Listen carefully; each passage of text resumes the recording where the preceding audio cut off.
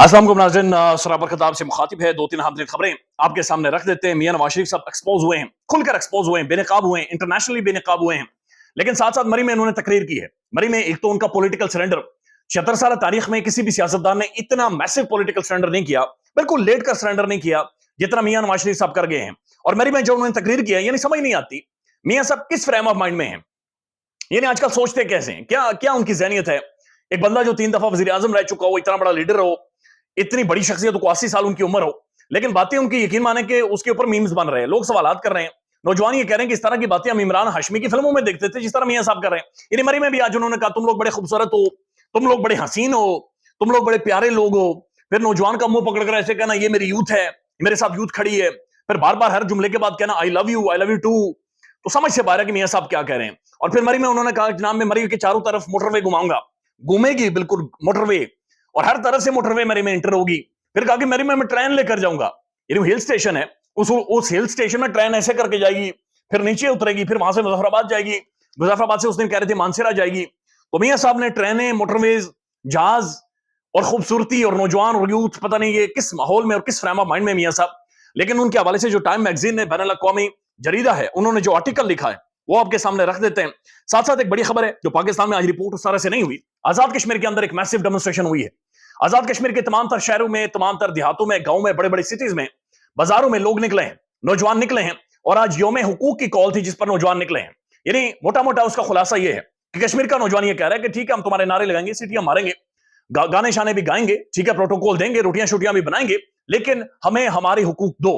कश्मीर में पहली दफा ऐसा हुआ है कि एक मुनज़्ज़म तहरीक शुरू हो गई।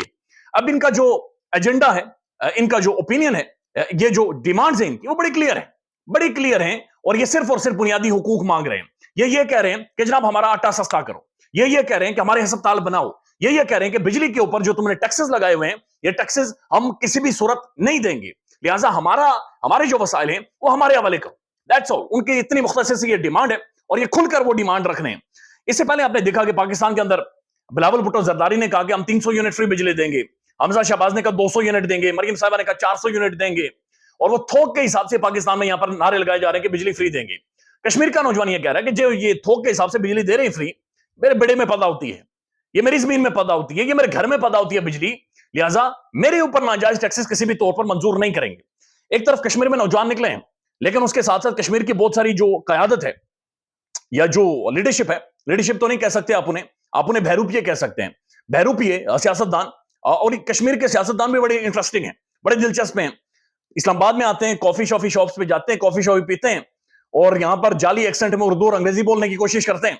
कश्मीर में जाते हैं तो अपना रोब झाड़ते हैं, बड़ा तगड़ा रोब झाड़ते हैं, और जब तक इन्हें रोटियां शोटियां ना खिलाई जाए इनका मुंह ठीक नहीं होता। यानी वहां की भी जेन्युइन पॉलिटिकल क्लास नहीं है, बड़ी बदकिस्मती है। लेकिन पॉलिटिकल क्लास आज वहां पर गायब थी, यानी बहरूपिये सारे गायब थे। ऐसे टाइम पर जब लीडरशिप का काम होता है, जो आपको लीड कर रहे होते हैं, जिन्हें जिन्हें लोग वोट करते हैं, लोगों पे के बीच में हो, लोगों के साथ खड़े हों, चूंकि ये अवाम के, आम लोगों के हुकूक हैं, लेकिन वो सारे लोग वहां पर गायब थे। आजाद कश्मीर के वजीर आज़म जिन्होंने इधर सेनेट में खड़े होकर यह कहा कि हम आखिरी नस्ल हैं जो शायद बहुत बड़ी वफादारी के मसाले कायम करेगी, लेकिन आज कश्मीर का नौजवान सवाल पूछता है। तो कश्मीर के वजीर आज़म ने ठीक ठाक कहा, यानी बिल्कुल जो जिस रास्ते से वो आए थे पार्लियामेंट के अंदर, वो रास्ता भी रात की तारीकी में खुलता है, और रात की तारीकी में पिछले दरवाजे से वो अंदर आए और पिछले दरवाजे से आकर ही उन्होंने मामलात को चलाया है। लेकिन वो ठीक कह रहे, आज कश्मीर का नौजवान सवाल पूछ रहा है, और उसका सवाल बड़ा क्लियर है कि ऐसा नहीं हो सकता कि हम अपनी जिंदगी जाकर दुबई में शेखों के सामने या फिर बर्तानिया में या यूरोप में जाकर गर्क कर दें। हमें हमारे हुकूक दो, हमें जो हमारे वसाइल हैं वो हमारे हवाले करो। लेकिन यह खबर पाकिस्तान में जाहिर है उस तरह से रिपोर्ट बदकिस्मती से नहीं हो सकी।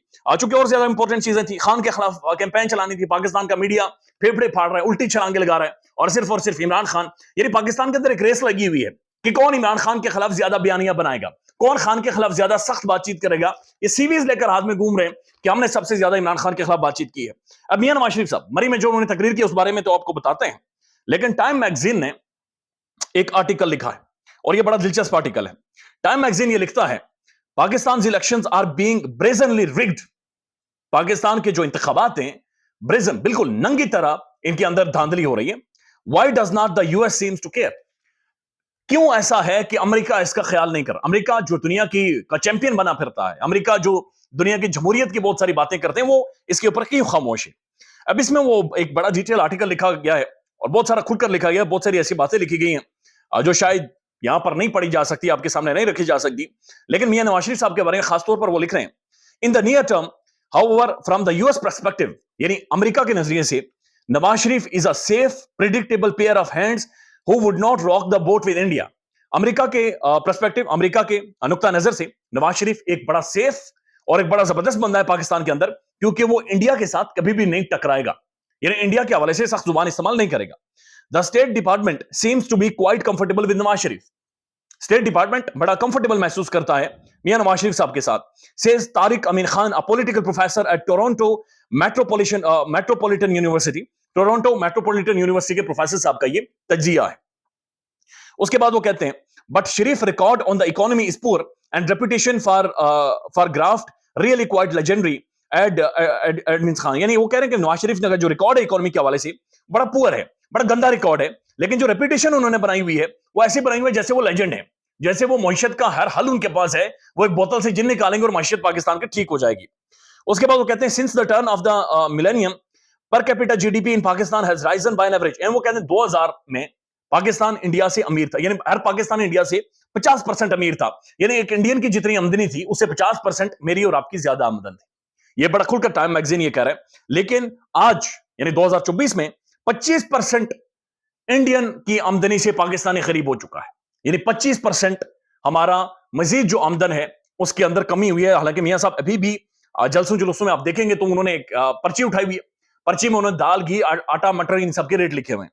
उसके बाद वो लिखते हैं, various opinion polls put Imran Khan popularity at around 60 to 80% and the threat of the strong showing from his supporters may prompt the military to take more decisive action to hobble them.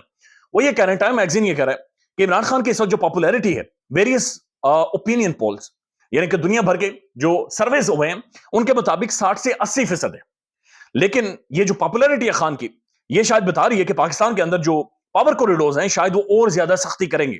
The elections as it is set up is already not free and fair, जो इंतखाबात पाकिस्तान के अंदर होने जा रहे हैं वो free and fair नहीं है।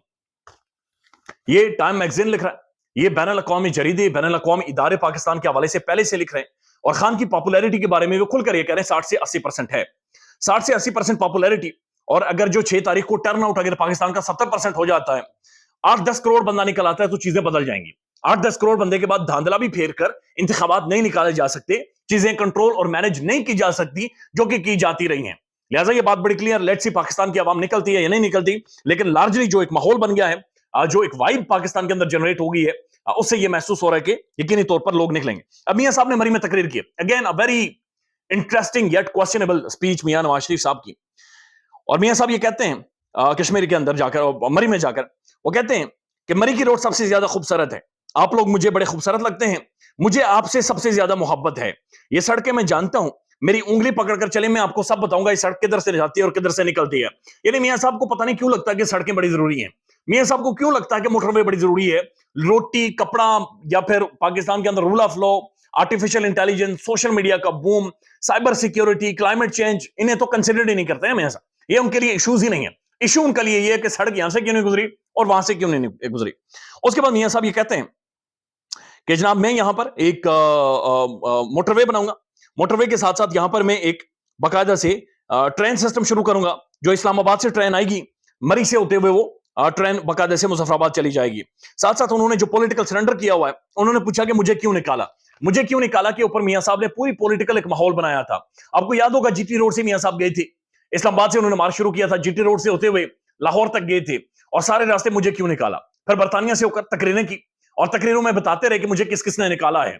जिन शख्सियत के वो नाम लेते रहे, आज उनके नाम नहीं ले रहे, आज सिर्फ सुप्रीम कोर्ट के चंद जजेस हैं, उन जजेस, मुअज़्ज़िज़ जजेस के नाम ले रहे हैं, और खासतौर पर वो टारगेट कर रहे हैं कि हालिया जो इस्तीफा आया है जस्टिस इजाजुल एहसन साहब का, उसके बारे में, हालांकि सुप्रीम कोर्ट के सीनियर प्यूनिंग जज, उनके बारे में वो कह रहे हैं कि जज आज इस्तीफा क्यों दे रहे हैं, क्योंकि दाल में कुछ काला है, दाल में कुछ काला, इसलिए वो इस्तीफा दे रहे हैं। तो ये बड़ा क्वेश्चन मार्क है कि पाकिस्तानी सुप्रीम कोर्ट के जजेस जो लोगों की जिंदगी और मौत का फैसला करते हैं, जब वो इस्तीफा देते हैं तो वजूहात नहीं लिखते, इस्तीफा देते हैं तो वो जाती वजूहात लिख देते हैं कि जनाब जाती वजूहात की वजह से मैं नहीं कंटिन्यू करूंगा। लेकिन जब वो फैसले लिखते हैं लोगों की जिंदगी के हवाले से, तो तहरीरों की तहरीरें लिख देते हैं। अगर जज के ऊपर कोई प्रेशर है, दबाव है, तो जज को दिलेर होना चाहिए, जज को डर नहीं होना चाहिए। मुंसिफ को कौन सा डर, मुंसिफ को कौन सा खौफ, लेकिन बदकिस्मती है कि यहां पर जज भी डरे हुए हैं, جج بھی ڈر کر استعفیٰ دے دیتے ہیں لیکن ریزسٹ نہیں کرتے. خیال رکھیے گا اپنا. اللہ حافظ.